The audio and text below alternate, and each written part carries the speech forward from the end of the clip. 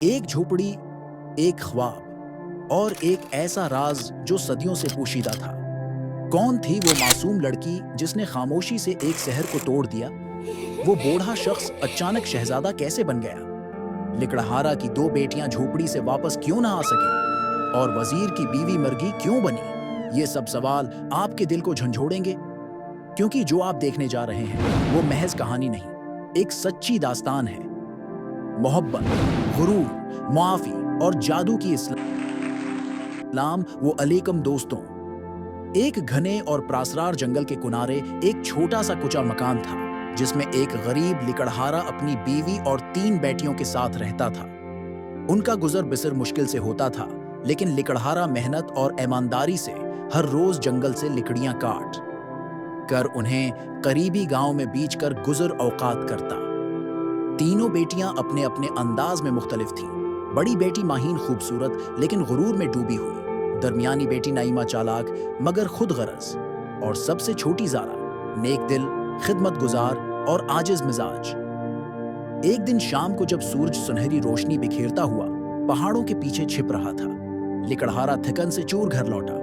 उसने बीवी से कहा, कल मुझे जंगल के ज्यादा अंदर जाना है, शायद देर हो जाए, इसलिए मेरी खाने की टोकरी बड़ी बेटी माहीन को दे देना। वो जंगल है, मैं दे आए। अगली सुबह माहीन ने नहायत अकड़ और बेदिल्ली से एक टोकरी में रोटी, पनीर और यखनी का प्याला रखा और जंगल की जानब रवाना हो गई। जंगल में दरख्तों की सरसराती हुई शाखें और हवा की सरगोशियां माहौल को और भी प्रसरार बना रही थीं। माहीन रास्ते से भटक गई और सूरज गुरूब होने लगा। चलते चलते वो एक वीरान झोंपड़ी हुई के सामने पहुंची। झोंपड़ी की खिड़कियां बोसीदा थीं, छत से धुआं निकल रहा था और आसपास सुन्नाटा था। हचकचाते हुए उसने दरवाजा खटखटाया। दरवाजा आहस्तगी से चरचराते हुए खुला और एक झुका हुआ बूढ़ा आदमी बाहर निकला, जिसकी लंबी सफेद दाढ़ी और तेज आंखें उसे प्रासरार बनाती थीं। इसके पीछे एक मर्गा, एक मर्गी और एक धब्बेदार गाय खड़े थे।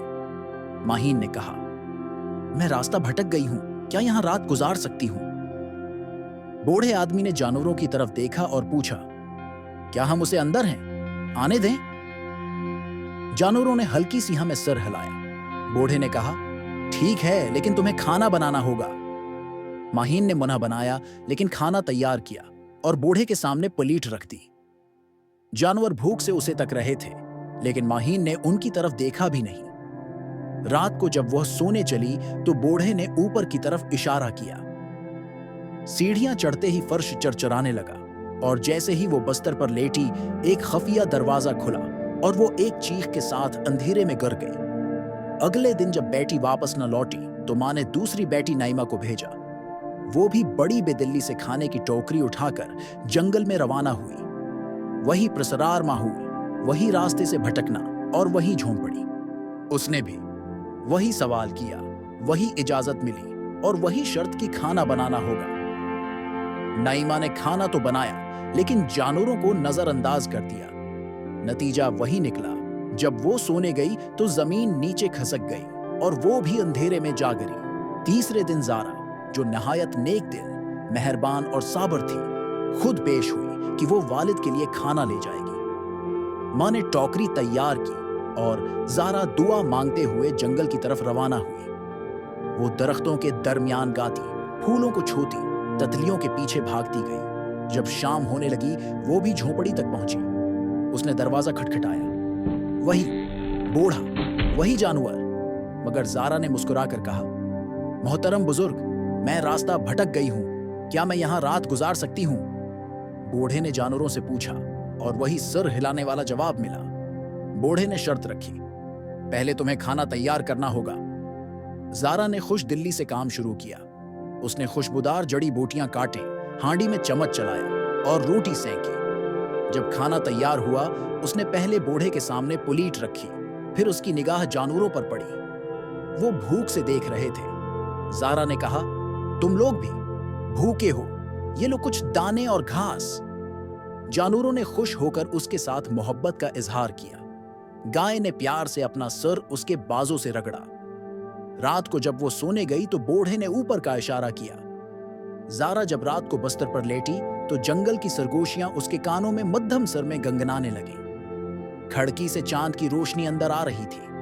थिकन की वजह से आंखें बंद हो गईं, मगर दिल में अजीब सा सुकून और पुरअसरार सा एहसास था। तभी एक ख्वाब ने उसके वजूद को लपेट में ले लिया। ज़ारा ने खुद को एक अजीम उश्शान महल के अंदर पाया। सितून सोने के, दीवारों पर निगारकारी और हर तरफ मुस्कुराहटें। मगर अचानक आसमान पर सियाह बादल छा गए। रोशनी बुझने लगी। दरबारियों के चेहरे संजीदा हो गए। एक हुजूम अदालत में जमा था और सामने एक नौजवान शहजादा, सिर पर ताज, आंखों में एतमाद।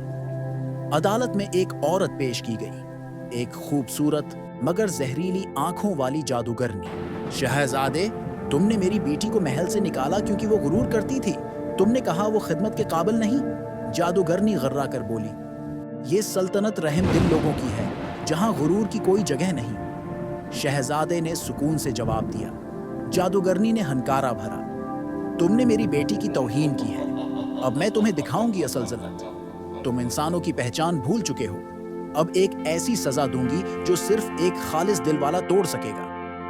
उसने आसमान की तरफ हाथ उठाया। बादल कड़कने लगे, जमीन लर्जने लगी। शहजादा बूढ़े रूप में बदल गया। वजीर मरगा बन गया। वजीर की बीवी मर गई और माली गाय में ढल गई। अब तुम सब उस वक्त तक इसी हालत में रहोगे जब तक कोई ऐसी लड़की ना आए जो तुम्हें बगैर मतलब के सिर्फ मोहब्बत से देखे, जो तुम्हारे जानवरों से भी हमदर्दी करे।